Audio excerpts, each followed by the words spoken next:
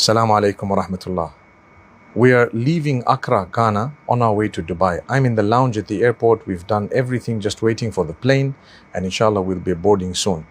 I want to let you know something. The Peace and Unity Convention was a success here in Ghana, in the two cities, Accra and the other city, Kumasi.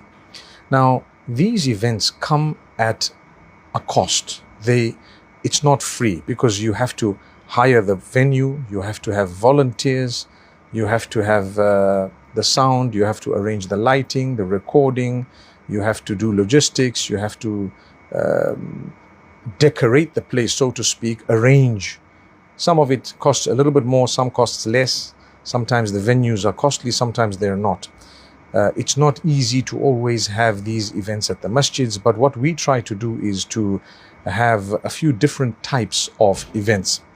Number one is the masjid events. So if a program is done in the masjid, it doesn't really cost that much, because what you would probably need to pay for is the sound and the videos, the recordings and so on.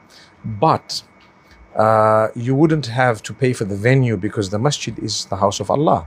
However, not everyone comes to the masjid, in terms of the females especially and the non-Muslims, and sometimes people who are not connected to the masjid. So if your da'wah and your message is reaching out to all the people who are far from the deen, or maybe not Muslims as well, you need to consider having it at a different venue. So we did have the one program at the massive national masjid, which caters for more than between 5,000 and 7,000 people, and with the courtyards, I'm sure it's even more than that, in Accra. And then we had the one at the Central Mosque in Kumasi, which also had a few thousand people. All that was open, it was full, and mashallah, there was a little bit of stampeding, a bit of excitement and so on, but it was basically cost-free. Obviously, the flights and everything costs a lot of money. Personally, I don't charge. I haven't charged a penny, not a penny. But some others, they expect you to do a little bit and so on. The team that I move with, they're all working fi sabilillah. So we really must thank Allah that there are so many who would tell you, listen, I don't charge a penny. In fact, sometimes people are surprised that, oh wow, you don't charge a penny. No, I don't. Sometimes people give you a gift or two or three. It depends. You may take it and you might want to give it to someone else or use it or whatever it may be. But to ask for something, no, that doesn't happen with me.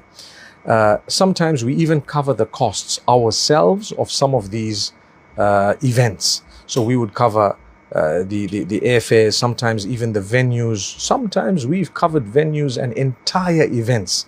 And all of that is not known by the people. But the reason I'm telling you is because many people accuse the scholars, oh, these people are making money out of this. No way.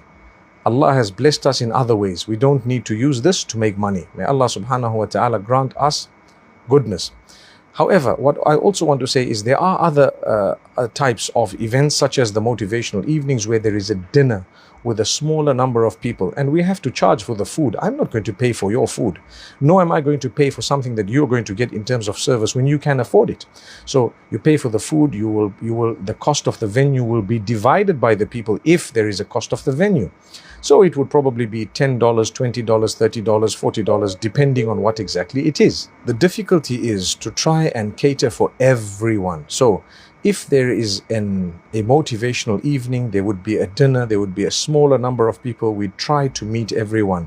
The reason is, when there is a large crowd, it's impossible to meet people. This time when we had a large crowd of a few thousand, they randomly picked a few people from a hat to say, we would just pick randomly people who would like to meet, for example, some of the scholars, and we give you an opportunity, because it's unfair to say only the VIPs can meet, or only so. What about the general public?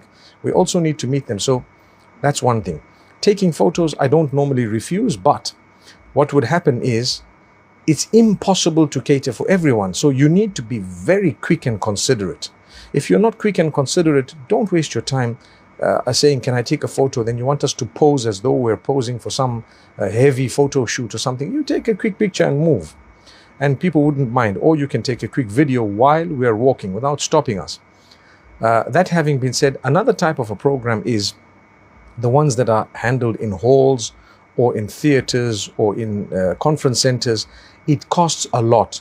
Very few wealthy people are prepared to give money or to donate towards events of a spiritual nature of this sort.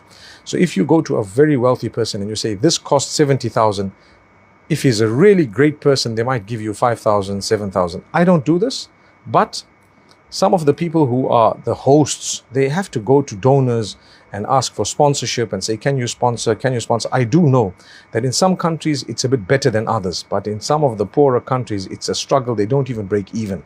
We end up giving our own monies at times to ensure that a program has been a success. And so there is a venue, they have 2,000, 5,000 tickets depending. The ticket is token, and the reason why it is an honor to be used to spend money to such a good cause. Everyone who purchases a ticket, don't come and say it's too much or too little. You are considered a sponsor to that particular event. You will get a reward for coming and making it possible, because if you didn't buy a ticket, they would not have been able to afford the venue in some cases. So you bought a ticket and you came. Another 5,000, 10,000 people bought tickets and came. That is what made it possible. Had you not bought the ticket, it wouldn't have happened. So anyway, as we leave Ghana right now, I just want to pray for all those who made this possible. May Allah bless you, grant you goodness and ease, give you 1,000,000 times more than what you gave. And may Allah open your doors, your family members, grant you good health, happiness, great prosperity, sustenance, joy in this world, ease all your issues, difficulties and problems, protect you from harm, sickness, disease, illness, negativity, and may Allah Almighty elevate your status in this world and the next, and continue to use you to be inspired to spend on causes like this, because Allah chooses whom He wants to sponsor events that are life-changing for people. It is not easy to think about spending money on an event where you are not a material beneficiary, but rather it's a spiritual, religious benefit of rewards that you will see in the hereafter, which is far greater than what you saw in this world. But you would actually be changing the lives, or used to change the lives of thousands of people. For that, Allah needs to put it in your heart. It's not, I've seen wealthy people who laugh at our projects, who laugh and joke and scoff at what we try to tell them it needs to be done. They won't. It is only when Allah has selected you and put it in your heart that I've made 1,000,000, I'd like to give 50,000 for these guys to make a beautiful, massive, lovely, amazing event. Why do people of other faiths have events that are 5-star events? We are Muslims. We need to have 10-star events. Why not? Those people give 10% of their salaries to the church. In Islam, we don't have to do that. Islam, zakat is only for the rich, to be given to the poor, and that's also a minute percentage, and you do not have to go through your imam or the masjid or an organization. That's the difference. So when there is a cause of this nature, it's charity, it's just a sadaqah. Please give. Did you hear all those du'as? May Allah accept them. Everyone prays for those who make it possible. I'd love to see free events, totally free, but it's impossible to make it totally free. People need to know, listen, they spent on me. Why should we spend on you when you're a relatively well-to-do person or middle income, or whatever it may be? You're prepared to spend on so many other things. Come, let's spend on this. And don't think the sheikhs are making money. In actual fact, they spend in order for the message to get to you. I ask you who are listening to me right now, how much have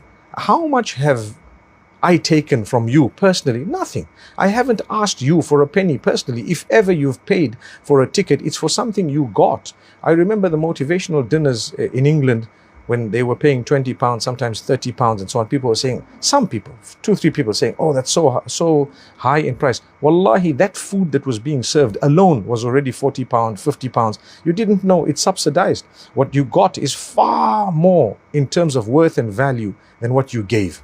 So don't complain about this. This is how these events work, and this is how it happens. And don't say, well, why you should have all your events at the masjid. No, you want to attend only the masjid ones, you wait for them.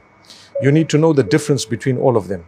So if you'd like to attend a specific type of event, don't think for a moment that we should not be doing the other events. We are catering for other people, different types of people who are impacted by different types of events. I know of people who've flown in from far off countries in order to attend a certain type of an event.